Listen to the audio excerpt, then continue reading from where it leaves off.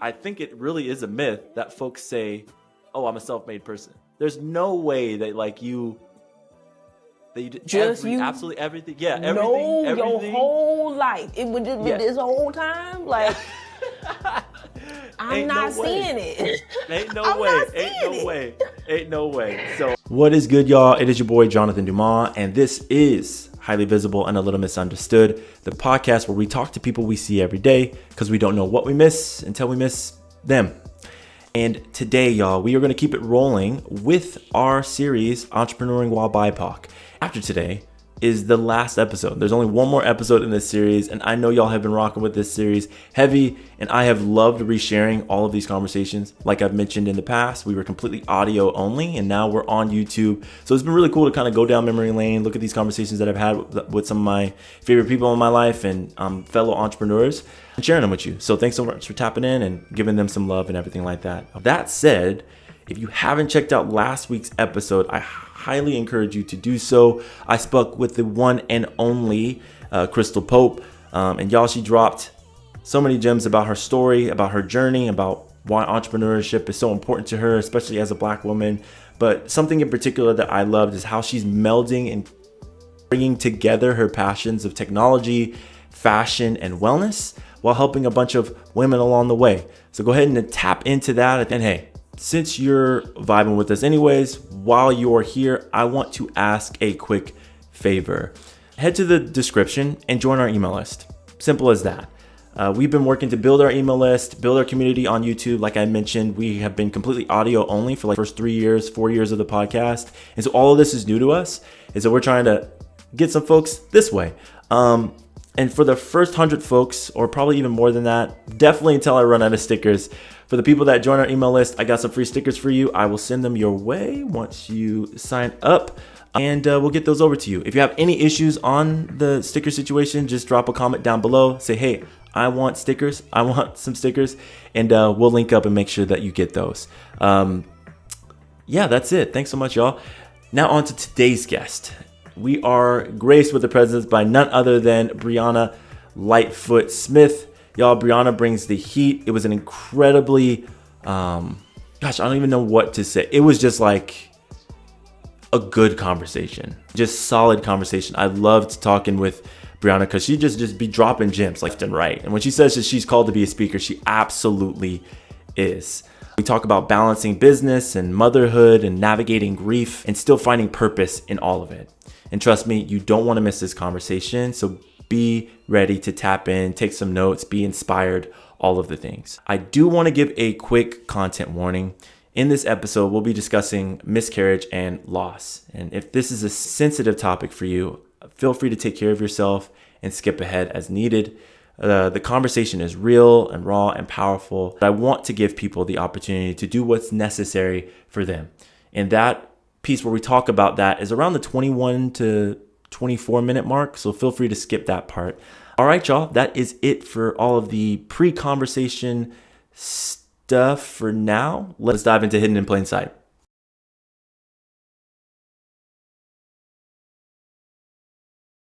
So earlier this week, we lost a legend. The icon, James Earl Jones, passed away at the ripe old age of 93. He was a force. He's won an Emmy, a Grammy, Oscar, and a Tony. And this man left a mark on both the stage and the screen. But beyond that, his voice became as iconic as his smile. But what y'all might not know was that he actually did the voice behind the "This is CNN" line. And of course, he brought us Mufasa in The Lion King. For all of my Star Wars folks, he gave us that famous line, "Luke, I am your father." Now, I can't be the only one who thought Mufasa was a father figure. Definitely cried when Mufasa died on screen. But now Mr. Jones has passed away in real life. And it's hard for me not to feel that I have to mourn that loss all over again. So I just wanted to dedicate a portion of this episode to Mr. Jones. May you rest in peace. But let's keep it moving, y'all. Because today's topic is another heavy one. And it's something that's been brewing for a while now. So let's just start in California, where I'm at. There has been a long battle for reparations for Black residents. And if you've been following this, you know that the movement has been gaining traction, actually. But there have been setbacks because why not? This is America, particularly in the state legislature. So let's go back to 2021. California's Reparations Task Force was created, and this was a big moment. California was taking the lead in addressing the legacy of slavery and systemic racism. Even though it wasn't technically a slave state, over the last 2 years, the task force dug deep into the history of racial disparities in housing, education, healthcare, and business. And the idea was to provide some recommendations to California on how to provide compensation for the harm done to Black residents. And one of the most talked about ideas was that eligible Black Californians could receive up to $1.2 million each in reparations. But when it came down to the state legislature reviewing these proposals, things got super complicated. They couldn't iron out the details, all kinds of things. So the task force didn't recommend a specific amount. They just left it up to the lawmakers. And as we know, when you leave it up to any kind of congressional body, whether it be local in the city or all the way up to federal, things don't go always smooth. So just a few weeks ago, two critical bills, reparations bills, faced defeat in the California legislature. And that's a heavy blow, especially for the supporters who have put so much time and work and effort into pushing this forward. But here's the thing, they're not backing down. They've already vowed that the movement isn't over, that they're going to bring this back when the session opens up again, back in, I believe, 2025. It's not a long shot. They're going to continue to push this forward. And what we know, like all Black folks know, is that change doesn't happen overnight. And this defeat is just one chapter in a much longer fight. And I do want to note that some roadblocks to this, I want to name that Black Caucus of California State Legislature was involved in blocking these bills. They were not going to support them. And Newsom isn't let off the hook either. And so a lot of politicking going around. But that is all I got for y'all today. Let's dive into this conversation with Brieanna. Okay. Brieanna, welcome. Thank you so much for coming on the show. How are you doing today? I am doing well, and it feels good to say that because sometimes we're not, and I'm not the girl who's going to lie to you if I'm not doing well, but today I'm doing well. I appreciate that, and no need to lie to kick it. I always appreciate somebody who just shows up as much as they can show up, or not at all. It's all good. So thank you so much. I also resonate with that to can say when somebody asks me how I'm doing, to say I'm well, or I'm good, or I'm okay, something there, even when, all kinds of things are going on. So I love that. Yeah. I love that. I would love for you, because we got connected through a mutual friend, Olenike, shout out her. I would love to, I know what you do, but I would love for you to share what you do, the things that you're passionate about. What are you creating out in the world with the folks that are listening? Yes, so I'm a God girl who I feel like I've been called to work with women primarily with identity and confidence, because that's something I really struggled with when I was younger. I'm also really passionate about navigating life and business, because kind of what we were talking about offline, I've been hardcore business, these are my goals, everybody get out the way, right? And then I've also been more on the life side of I'm just going to see where the day takes me. And there's definitely room for both in different seasons. But what I found is that this year, it was really my first year of being okay, what does it look like to navigate these simultaneously, right? What does it look like to, as I talked to my moms about, build a purposeful brand that's also profitable, right? So when I talk about the purposeful part, it's creating a business structure that supports you and your goals, but also doesn't cause you to compromise on your values, right? So if you're saying that you're someone who really values time with family, then you're probably not going to want to create a business where you're going to have to spend all your evenings away, whether that be away virtually locked in your office, right, taking a bunch of meetings, or literally you're traveling and you're going to these different conferences and you're trying to get in these rooms and make these money moves and all that. And so for me, I think this year has been super interesting because I was actually sharing on a LinkedIn post. It's been my least profitable financially, since in a couple years, I'll say, right? So when I first started, it was very low because I was like, I don't even know what I'm doing. And then Yeah. I'm like, do I even want to fully commit to this? I'm not sure. Yes. And then last year was a great year because I was super clear on what I wanted to do. And, the right people were finding me, God was putting me in the right rooms, putting my name in people's mouths, right? And then this year was kind of like, okay, some got to move. And I don't know. There's a lot of things that led to that. I've shared in many spaces online. I had 2 miscarriages over the course of this past year.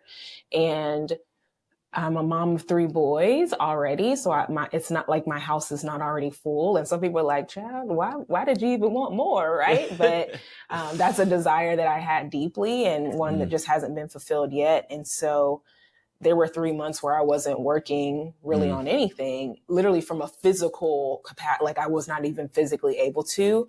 And then the summer is always kind of a slower time anyway. So I felt like there were at least 6 months of this year where I wasn't actively working on the business, right? And so after having that and still having even the desire to continue in my business, I feel like, again, that profitable but also purposeful has come back up because I'm like, okay, you took 6 months off and you actually still want to do this work, but you've also understood now that there's going to be some stuff that needs to be a little bit more evergreen so that if you do have a hard season or you're just like, hey, I'm having a great time, but we're going to just go travel with our sons or something like that, you have that flexibility. So that's a little bit about me in a not so small nutshell.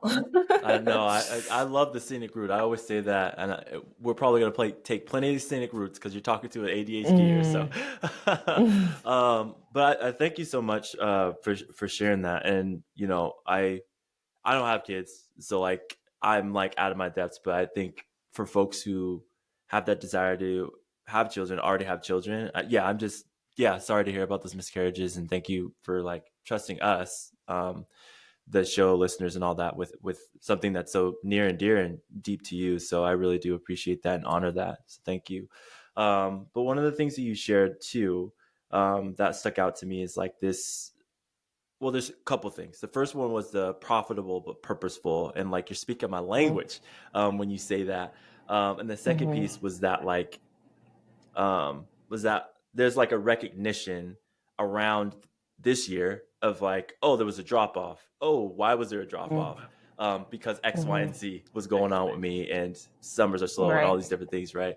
And I think as entrepreneurs, sometimes we can get caught up with like just the number as like we did not succeed what we wanted to do, or we didn't succeed in X, Y, and Z, and kind of ignore all of the reasons why we didn't hit the number that we wanted. Which is so interesting, and they might be tied there. I feel like there's something together there with the profitable but purposeful, right? And then also this recognition for you of like, yeah, I didn't actually hit those goals, but there's a reason why, and like you took that and just like reframed it for yourself. I'm wondering how you got to that point for yourself, or was there like a hard part for you where you were like, damn, I didn't hit my number this year, like what's going on? And did it take you some time to get there, or what? I think it took it really was me looking at my numbers and being like, oh, sis, this is because I recently, last year was one of my first pitch competitions for my business. And I was just looking at the presentation that I made then that was basically making my projections for this year, right? Like if we're able to do this and we're able to do this, then we should hit this revenue number. And we weren't able to do the things that were on that. If we can do this, then we'll do this, right? Those conditional statements. And I think that a few things helped me to get the recognition. Like I said, one, looking at my numbers, but then two, slowing down long enough to kind of take inventory. I'm really big on, I use the word inventory. I use the word audit a lot because I think that it's just very easy to operate on autopilot. And I know we're going to get into this later in the discussion, but even like being a Black being a black female entrepreneur, being a black female entrepreneur who's also a mom, there's just this pressure of, you got to do this. This is the timeline. And there's also, at least speaking for myself, a fear of, if you don't hit it by this mark, are you going to hit it? Like, are you going to be able to build that momentum back up again that you had at one point? Are you going to be able to leverage those relationships that maybe fell off because you were in a season where you kind of had to take a beat, right?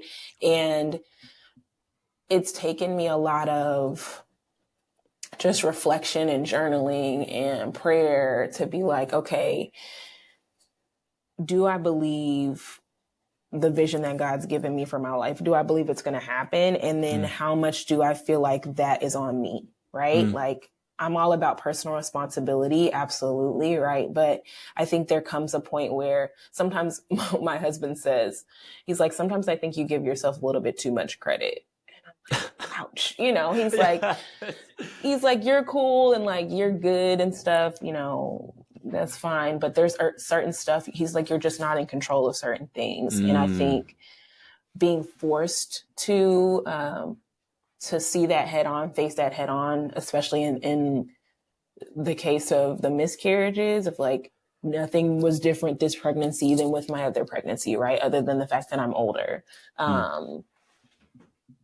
And it still didn't come out the way I would have liked, right? And it's like, well, that's not an outcome that I'm in charge of. And so kind of taking that same thought process and applying it to my business and understanding I gave the best effort I could give for the conditions that I was under, and making peace with that. And also understanding that I would rather build slow and it be sustainable than build fast and end up crashing and burning, because I've done that before as well. Like, it's okay to build slowly. And I tell my clients all the time, and I know that a lot of times it's easier for us to give advice and take it for ourselves, right? It's okay to have version 1 of a thing. Like, we want it to be perfect right when we launch, like the very first launch, we want that to be our 5-figure launch. And then we want to do it one more time. And that immediately is 6 figures. And something that I've asked myself is, if this is something you're building to last, not to say we're procrastinating, but is 5 years in the grand scheme of things really going to be that much of a like game changer? Then again, maybe I build it in 1 year, but in 5 years it actually doesn't exist because I burned myself out again. You know? You're speaking to me now. You're speaking to me now.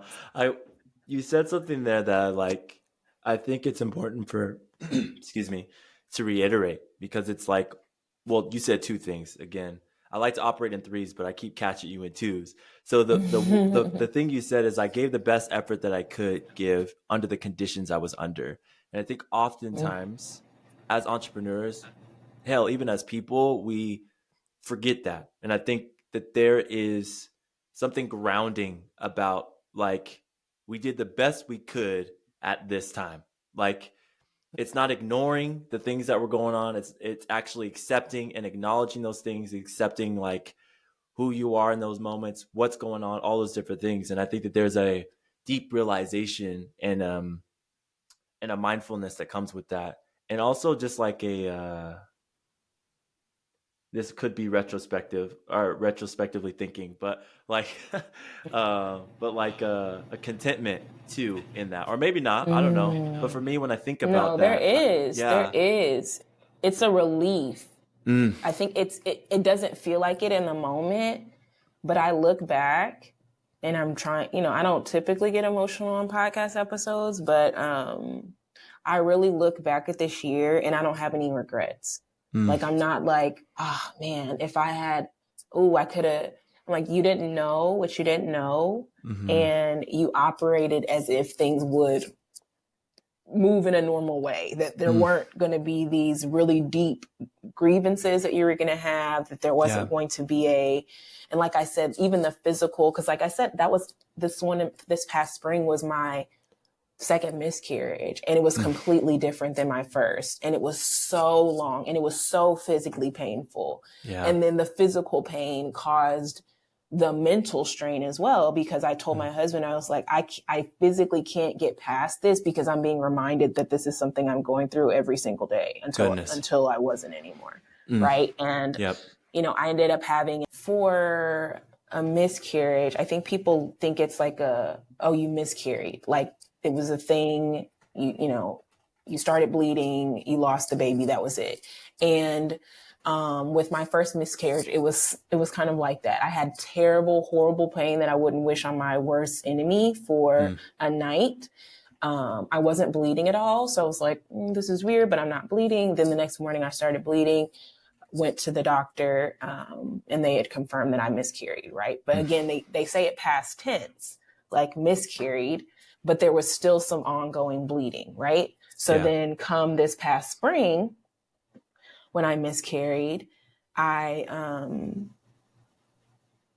didn't have the terrible pain like I'd had, right? I woke up and I was spotting, and I was like, okay, well, my mom spotted with both me and my sister. Let's not freak out. I had a photo shoot that morning. I almost canceled it, but I was like, I don't know, like, let's just go ahead and go. And honestly, even now, I'm glad I didn't cancel those pictures, because not that I ever want to like create a negative trigger for myself, but I feel like those pictures show me my own strength, and not in the self-depreciating or like martyr spirit that I think a lot of, again, Black individuals can take on of like, oh, I know that I can get through hard things. But I talk to people a lot about how grace and grief can coexist, and how pain and purpose can coexist. And I feel like that was what that moment was for me. And so every time I see the photos that came from that photo shoot, I'm like, oh yeah, that's when it started, right? But it didn't stop. Like I was bleeding again. It was very mild. Went to I had a sonogram scheduled for that next week, because I was literally turning 12 weeks. I was getting out of my first trimester that Friday, and went to the doctor. They did a ultrasound, and there was no baby. And so I'm like I told you, I've had 3. I know what the ultrasound should look like. That was a terrible way to confirm. And some places will, if they're suspecting that you've had a miscarriage, they'll turn the screen off and just kind of go to the doctor. I saw it with my own eyes that there was no baby where there should have been a baby, right? So processing through that. But then I literally bled for months and months, like after. And it was really then the terrible pain that I hadn't felt before. Then I started feeling that, right? So like I said, I couldn't really leave my house very comfortably. I didn't have a lot of energy. I had just gotten iron infusions the year before because I'd been anemic in the past. So all that iron just went right on back out. And so,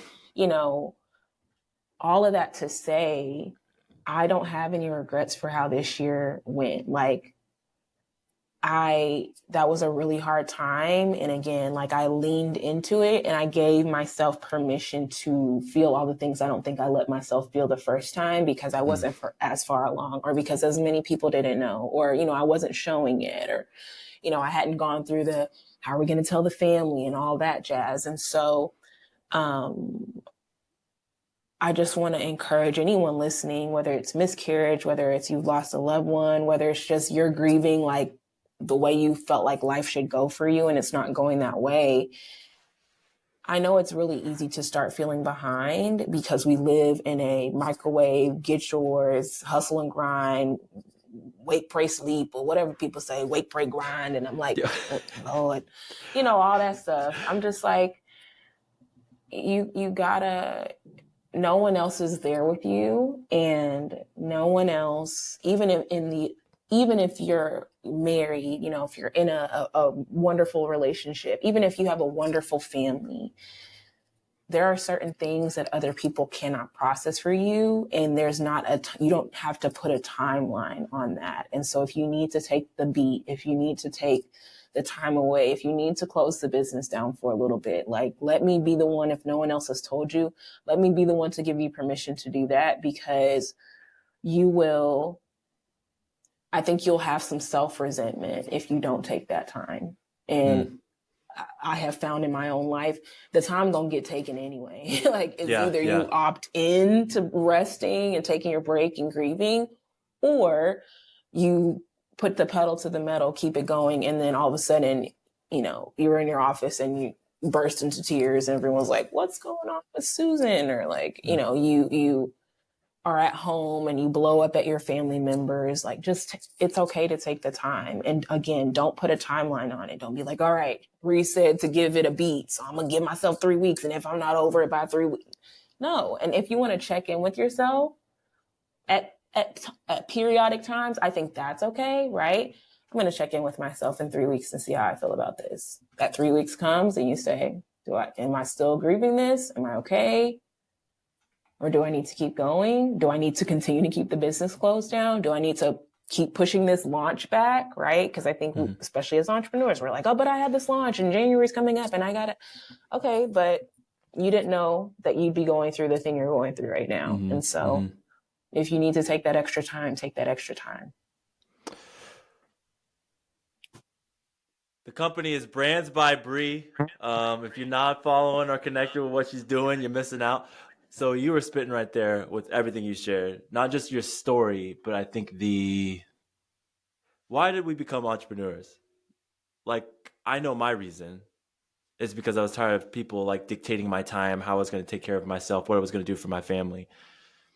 And I think the ways of doing work and how I work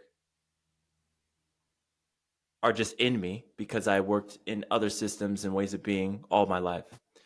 And so when I became an entrepreneur and started, working for myself, I kept doing those same things. So when I was tired, when I was exhausted, I was going through something, when my family's going through something, I would still feel this pressure to like continue to do it and push through, even though I was hurting. And I think what is powerful, what you're saying is that like folks, you don't have to do that. Like you legitimately don't have to do that.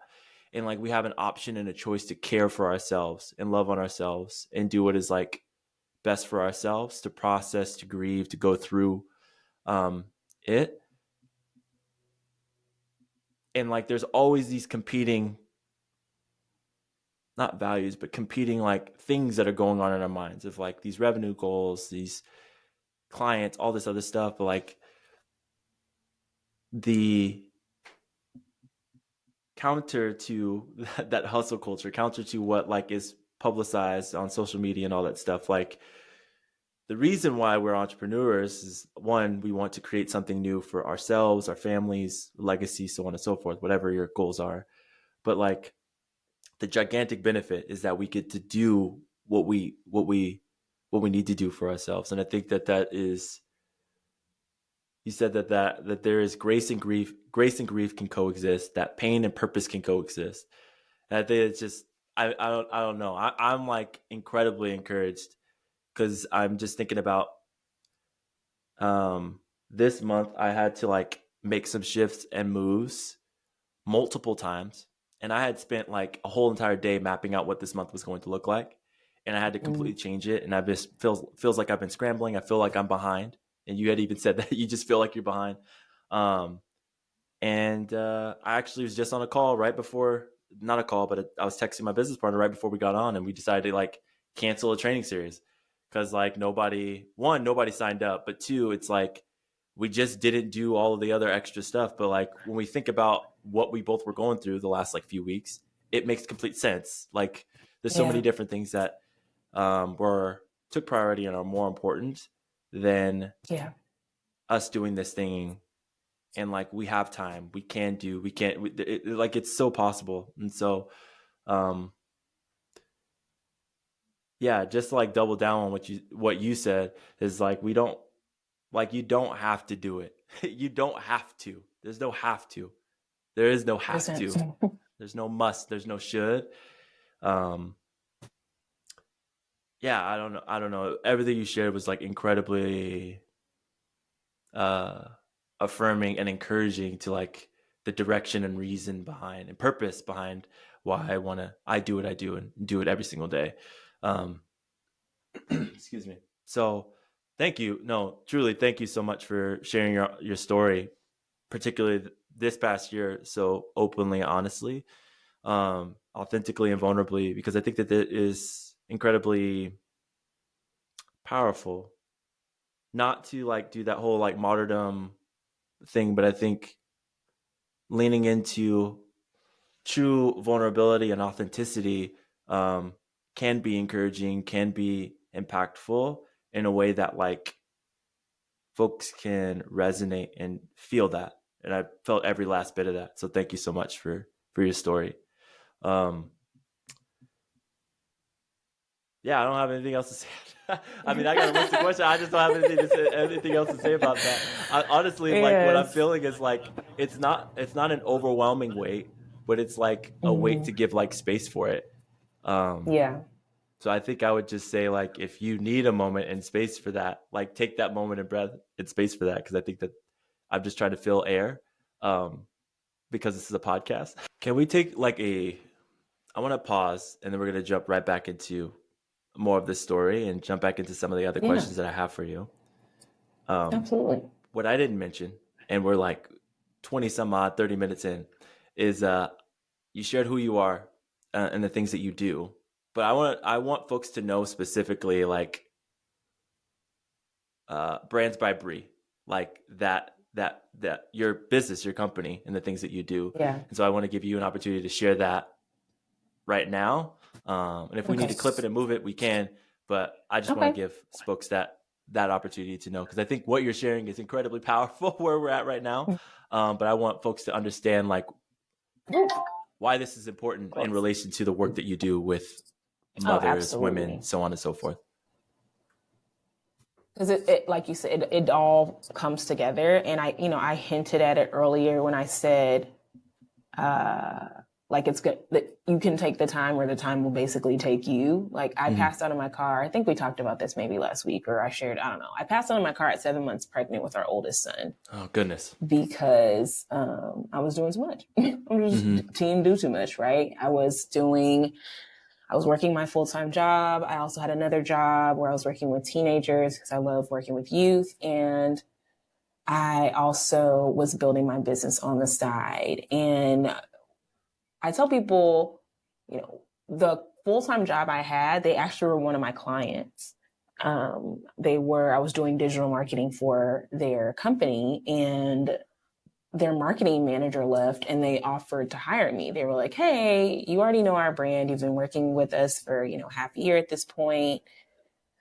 Would you be interested in coming on full time? And even though I knew full time corporate life, like that's never been on my, it's never been on my vision board. It's never something that I really aspired towards after I shifted from wanting to write for Essence Magazine, which is what I wanted to do from 6 to 22, right? After that, I was like, well, if I'm not doing that, I won't do nothing that involves, having to work for other people, right? Because in my mind, working at Essence was going to be a Black Girl Magic party every day. And I was like, that's what I want to be around. But it's funny because in a lot of ways, that's what I've kind of created with my business. I had a company called Black Girls of Purpose. You can still kind of find us online or whatever, but it ended up kind of creating just an avenue for me to really pursue the things that I enjoy, right? Talking to women about entrepreneurship, talking to them about their purpose, their identity in God, their identity in Jesus Christ, right? Like also being able to talk to them about like operating in their talents and gifts and not just being someone who, you're super talented, but you're like, oh, everyone knows how to do this. One of our old pastors really helped me years ago because I was thinking about writing a book and I was like, I don't know, Chip, we call him Chip. It's like, Chip, I don't really know. Should I write this book? He said, Bree, I didn't wake up thinking about writing a book today. He said, the fact that it even occurs to you, it's probably a sign that you should be doing it. And so I kind of encourage the women I work with the same thing. I'm like, hey, this is on your heart for a reason. And I know you may not know what that looks like, but that's why I coach women, primarily moms within Brands by Bree, because typically it's not I don't know what I want to do. There's just a mindset that says, I don't know how I'm going to be able to do that, or I don't see why anyone would pay me for that. Despite the fact that in most cases, my moms are being paid for the thing they want to do in their corporate jobs already. Yep. But something about venturing out, doing it on their own is a big deal. And they have the added responsibility of being parents, right? So they're like, girl, I can't just quit my job. Like I got these kids to feed and I got to do this. And I acknowledge that. And I even acknowledge my privilege in being in a 2-parent household where my husband is able to work outside the home. And I was able to take that beat like I'm talking about. But I think that a lot of my moms, they won't even start. And I'm like, I'm not telling you quit your job immediately, right? But like, you're actually in a really great position now because you can afford to fail. And I use afford with quotation marks around it, right? Because there are people out here, sometimes we just got to follow our convictions. Some people, they're like, actually, I can't afford this, but I feel like I can't afford to not do this, right? I can't afford not to bet on myself. But if you are in a corporate space right now and you're working a corporate job, you have a little bit more wiggle room because it's not like, okay, if this product launch fails, I'm getting an eviction notice. You know what I mean? Like, if this doesn't go well, I got to answer to my investors. Like, hey, you're in a place where you can take a little bit more risks than the person who has made this their full-time gig, than the person who is in a single income household and they're like, child, it's just me. Like, nobody's helping. We're not getting child support. None of those things are happening. And so what I do within Brands by Bree is really helping moms with their mindset, helping them with their mission, helping them with their messaging, but also helping them with their methodology. Like understanding, hey, your day is going to look a lot different than your friend who maybe doesn't have kids, right? Or your day is going to look different than your spouse's, because I don't know about other people, but my husband is really good at putting them noise canceling headphones on and let my boys figure it out. And I'm like, you don't hear them? And he's like, no. He's like, I can get you the link to these headphones too if you like. And I'm like, someone has to hear them, sir. Someone has to listen. But he can zone out, get the stuff done. And for me, that's just not what it is. Like, I'm going to be intentional and lean in to work as much as I can, but also if someone's having a meltdown, at some point I'm going to step away from the computer and address it. So leaning into showing moms, okay, so what does that look like for you? Maybe that looks like you don't do Zoom calls. Maybe it makes more sense for you to do VIP days where you come in for a day, you work with that client, y'all get all the stuff out, and then that's it. And you guys communicate via Slack or email in between, right? Or maybe you need to work on digital products that can sell behind the scenes. And your biggest thing is maybe going to a co-working space, a library, a podcast studio, batching stuff for another month, and then that's what works for you for the next 30 days, right? So really helping moms figure out what makes sense for them, because just as I was talking about in another part of this episode, we and you said this as well, as business owners, as entrepreneurs, we have the ability to choose, and we also get we get the freedom to pivot. And I feel like that's another area where some of my clients struggle, is that they feel like, well, this is what I did, and so I can't move away from this. And I'm like, according to who?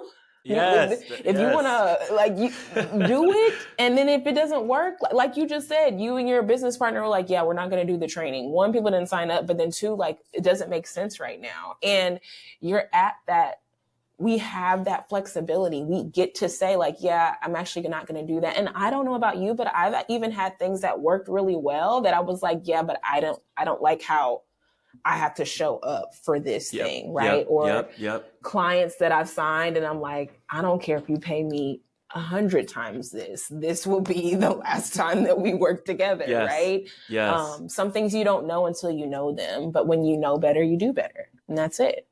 Yes, I love that, and that is it laid me up for like the the next question. Before we go into that, though, what you said is so crucial. It's like you are showing your clients, and I do this all the time too. Is like there is a plethora, a variety of ways of doing things, a way of making this work.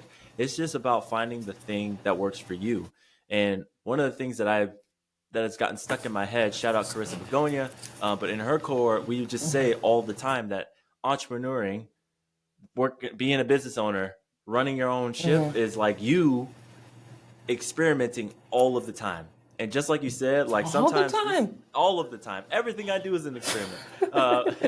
But the thing is, it's like there are going to be things that work and there are going to be things that don't work. And the things that don't work, sometimes you really want to make those things work. And sometimes they end Yeah. up shifting and making, and you figure it out and do all the changes and tweaks Yeah. and experiments, and it works. And sometimes the thing that worked right off the bat and worked very, very well, to your Yeah. point, you're Doesn't just work like, anymore. I don't Also. like how I'm showing up. Yeah. I don't like how much work and time this took. All the things. And so there's just so many different ways of running your own thing. And sometimes it's just best to have somebody else help you and ask you those questions because, again, like I Yeah. was saying, like we are told and taught from when we start working that there's only one way to do this thing. It's like a 5-day work week is a myth. It doesn't have to exist. We actually don't need to go to Yeah. an office 8 to 5, 40 hours a week or someplace. Like the pandemic Yeah. showed us that a lot of these jobs we can do from home. They're made up. Yeah. They're A made lot up. of these It's jobs are really made made up. up. They're made up. They're made up. Like I made up my job. Like I made up the thing that I do all the time. You know what I'm saying? Like and it can be done like in all sorts of ways. And like that is the beauty of entrepreneurship. And the people that want to work with you, be with you, and navigate that, they will come, right? Yeah. And you just gotta be willing to experiment. And I know part of that is also like my privilege is showing, right? Because I'm in that two income household as well.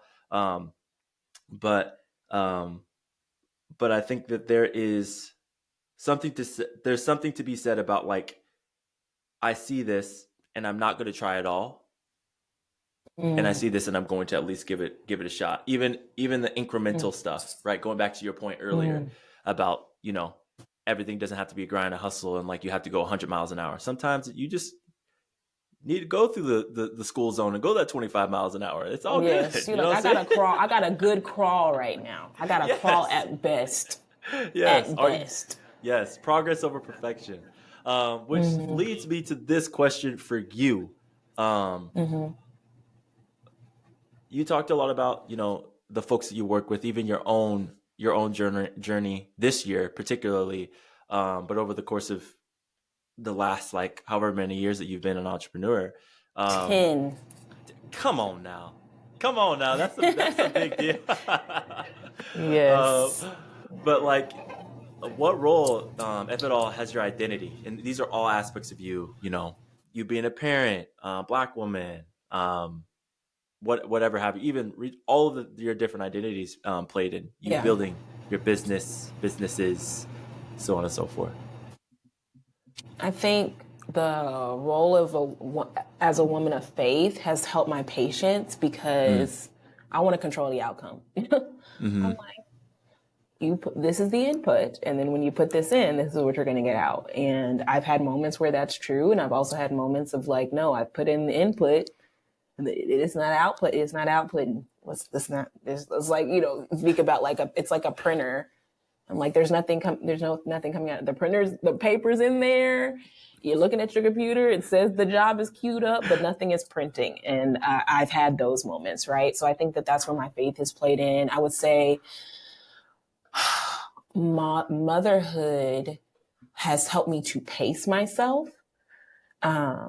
Because again, I used to be the 5-year plan, 10-year plan. Here's what we're going to do. Here's where we're going to live. And my kids were like,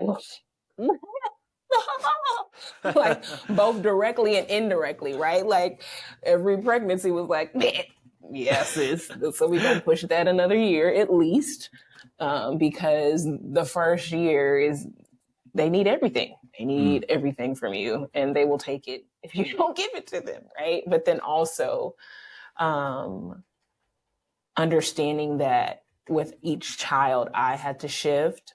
Another part of my identity, I think, was developed because each of my sons, I tell people, have shown me a different side of myself or expanded like my view of myself. So with my son, Jaden, I really feel like he was he helped me understand that my identity was not in my accomplishments Mm. because I was home with him full time and was super fulfilled in that. Like I wasn't like, oh man, I really need to get out there. I was like, oh snap, I'm like being a mama. Like this is cool, right? My son John has taught me self-control and also communication. And it's funny because he is definitely my most empathetic son. He's also my most emotional in that he will have a full blown, like, you can't even call it a tantrum. It's like a meltdown. And then also we'll have the self-awareness to say, I'm really sorry that I said that, mommy. Like he's reached, even only at 4, he's Wow. told me that I'm not his mom anymore. Right. Oh, What? oh goodness. But then he'll later be like, I'm really sorry I said that to you. And I didn't mean that, or we were listening to worship music last week and he said, this music calms me down. And I said, it calms me down too. That's why we listen to it, right? And then him, because y'all would know a different side of me if he didn't listen to this music, all right? So then him and my oldest son, it was like a tennis match of apologies. They were like, oh, I'm sorry that I did this, and oh, I'm sorry that I did that. And then also later on that day, by the way. I love it. It's literally amazing. Like we went to eat and they had asked me if I got myself something to eat because again, they're used to sometimes moms just being self-sacrificial. I told them I had gotten something to eat. And then my son said, did you get yourself something to drink too? Because the last time we had eaten together, I didn't get myself something to drink. And I said, well, I was just focused on y'all. Like I kind of just said it like sideways, right? Not even thinking about it. But that he made a note of that. And so when I told him that I got something to drink, I said, are you proud of me? He was like, I am. And then my second son, the one I was saying sometimes disowns me as his mother, was like, I really love when you get yourself something to drink, mommy. Oh my God. Thanks, John. Thanks. So, they've helped me to use my language more because I encouraged them to use their language. And I've had to be more intentional about even identifying the feelings that I have so that I can communicate that to them because I am around them majority of the time. I don't think I even touched on that yet, but I homeschool as well in addition to running a business. So Mondays are okay, mama gets to break out. It's mommy Mondays. And I try to conduct meetings that I need to do outside of the home because my husband is able to work from home on Mondays. But, when it's just us, me and them all the time, I have to be able to say, hey, mommy needs a break. And again, my second son, one day I went upstairs literally just to grab something really quick. And he said, mommy, do you need some alone time? And I was like, no, John, just came up here to get my headphones, but thank you so much for being like conscious of that. Right. Just attuned. Yeah. Yes. Yeah. That has shaped me. And then I think with and being able to, the way that's tied back to business is being transparent with my clients about like, hey, I know we had this thing set, this thing is happening. Could we reschedule? Or just, hey, I was planning on our meeting being just the two of us, but someone's, one of the three may be on our Zoom call. Is that okay? Right. And releasing the shame that comes with that because I prioritize being a mother. And as you touched on earlier, I'm showing my clients how they can show up equally in motherhood and in business. Because what I tell people all the time, I'm like, you're not coming to get a picture perfect Zoom call. You hired me for the ideas and the strategy, and that's still going to happen. And I'm going to be able to tell him to sit down. I'm going to open up this goldfish pack for this one. And we're still going to talk about how you're going to reach your revenue goals, right? Like Yep. Two things can be true. And so that's been that. And I think with my husband, being a wife, the way that has shaped kind of the way I navigated business is really just being vulnerable and transparent. I love my newsletters. I love sending those out. And they're really like, it's like pen pals, but with, 400 other women, like being able to just kind of share like, hey, here's a struggle that I had this week in life and business. Here's how I'm applying it. Cause I'm a learner. And so it's never just like, this is a feeling I'm feeling. I'm like, here's what this taught me this week. And really being able to build those connections with them. And it's really created this community of women that people know, and sometimes will surprise me, like, because I always put at the bottom of my emails, hey, reply. I reply to each of these emails, and I do. But it'll be people I've never heard from before, people I haven't heard from in a long time that I didn't even realize were still on my email list. And they're like, oh my gosh, I needed to read this week. Like, oh my gosh, Mm-hmm. I'm in the same boat. Oh my gosh, I didn't know.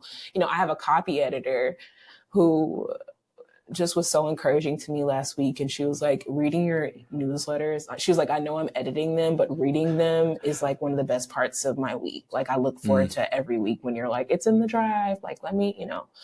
And so I think in other areas, we've just been taught to be buttoned up, to be polished, to be all the way together. And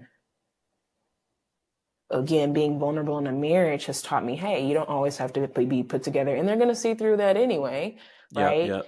But then bringing that authenticity into my business has always, returned back 100-fold. And no one's ever been like, ooh, you got a little too honest. And I know we're in that space now where people are like, well, there's benefits to building your business as a personal brand where Mm-hmm. everything is connected to you. And I would say, y'all, tread lightly on that. Like, Yep. Yep. I won't, because sometimes you're like, I don't want to be this transparent. I'm going to go into a cave and nobody's looking for me. But if you feel like you can carry it, it's worth it, because I think it also gives people that permission to show up imperfectly, to show up messy, and let them know, like, some people do have a full photography team and they got, the production quality is top tier.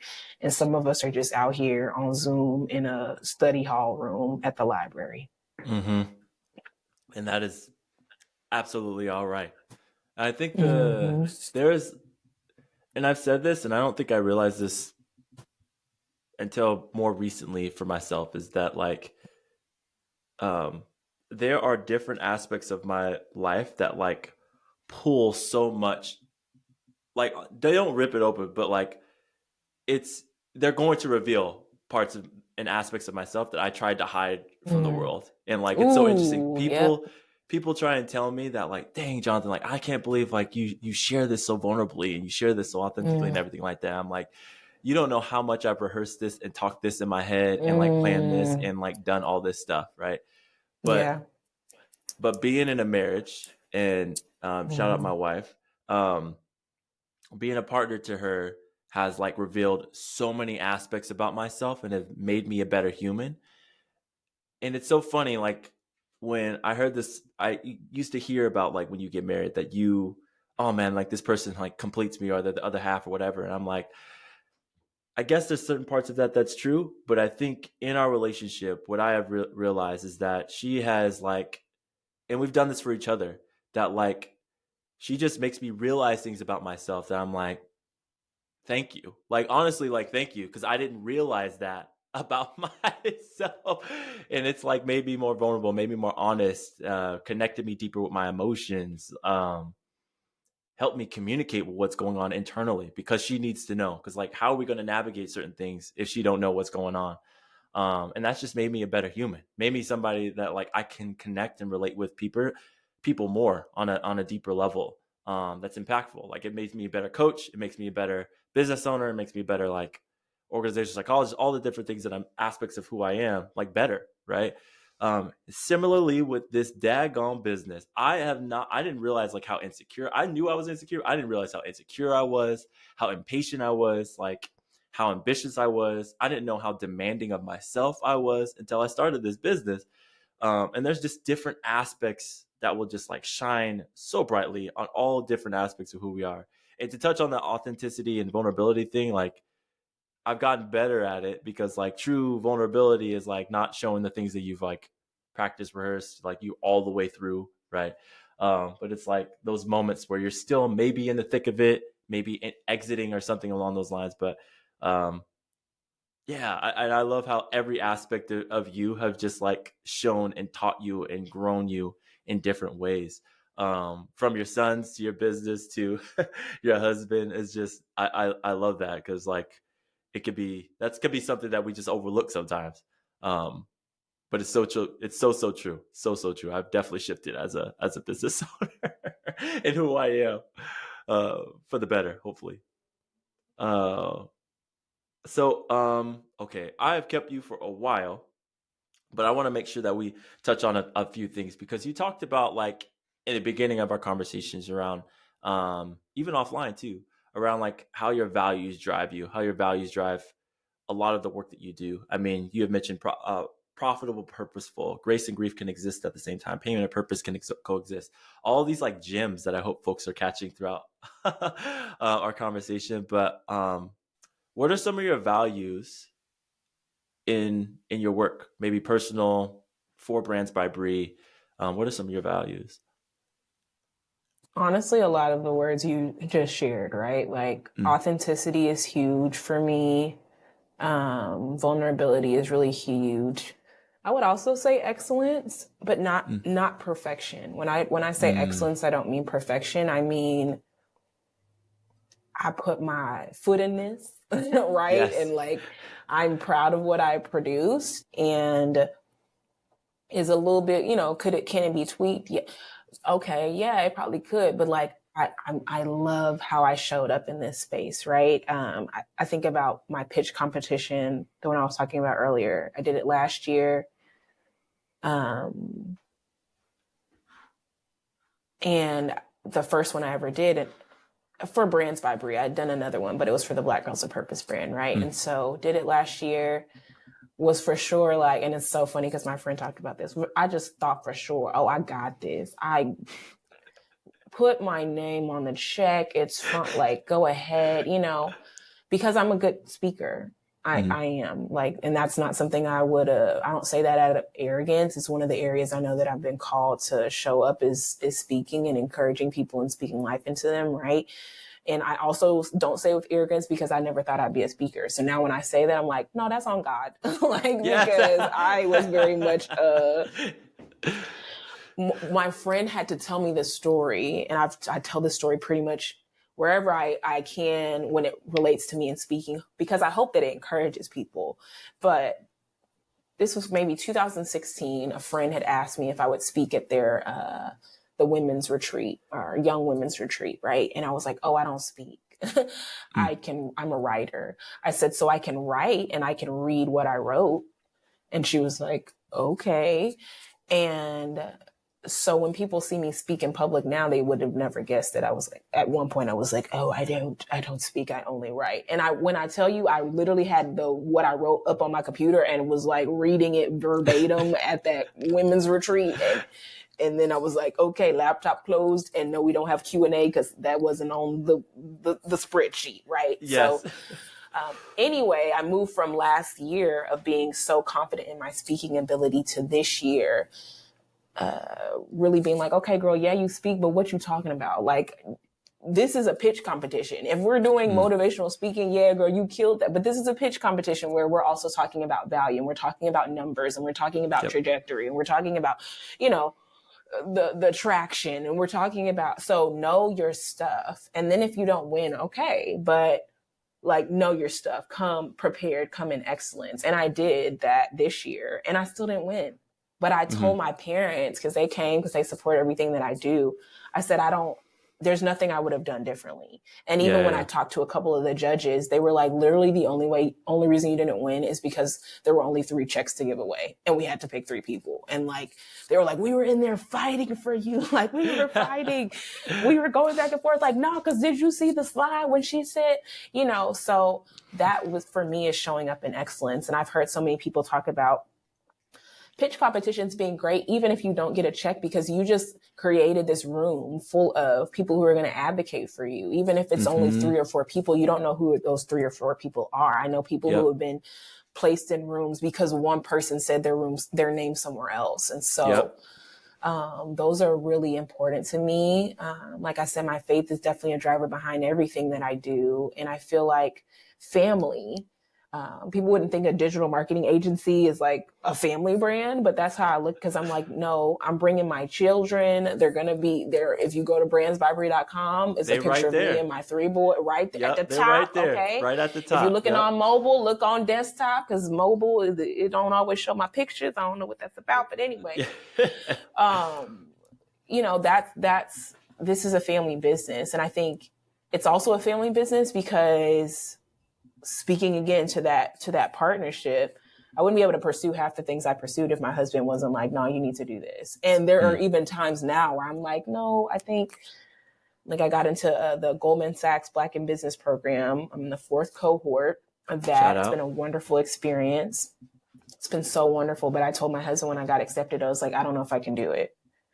And he was like, what are you talking about? I said, I don't know. Like, we got homeschool and I got this, and they're showing us the schedule and it looks really intense. And he was like, you're literally counting yourself out before you even start. And I was like, I know, but I just really don't think I can do it. And he was like, if we need help, we'll ask for help. He's like, I'll help with homeschool.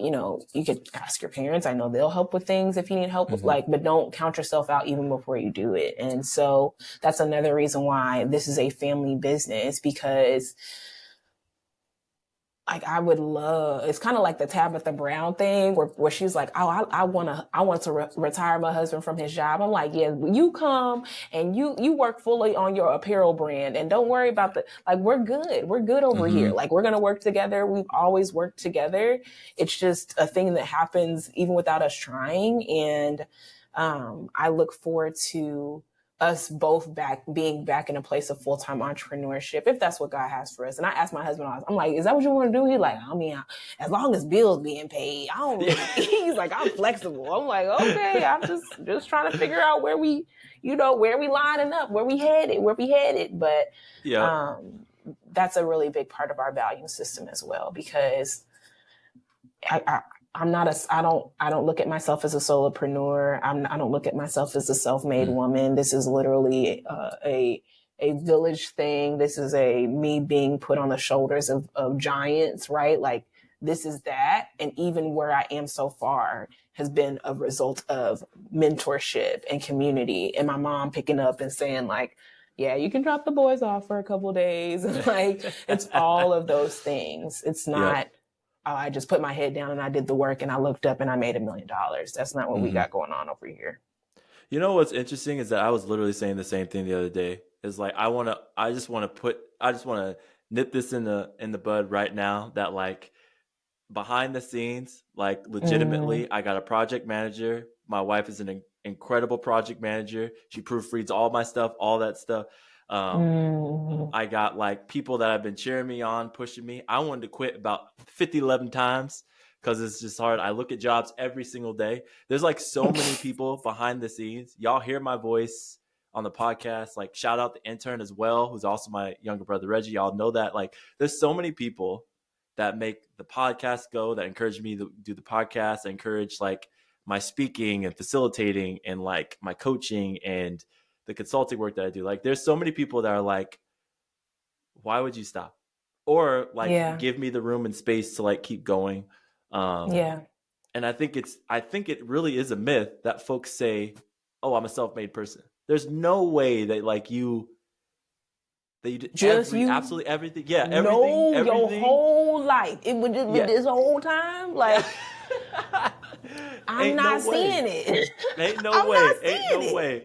Ain't no way. So I think, like you said, like, somebody reviewed the email. Somebody said, don't send that. Send this instead. Somebody stayed up with you while you were doing something. Let you use their library pass to get those books that you needed to find. Somebody did something. Review your village, because somebody's up in there. I'm asking you this, and then we'll go. What are you excited to share with the world?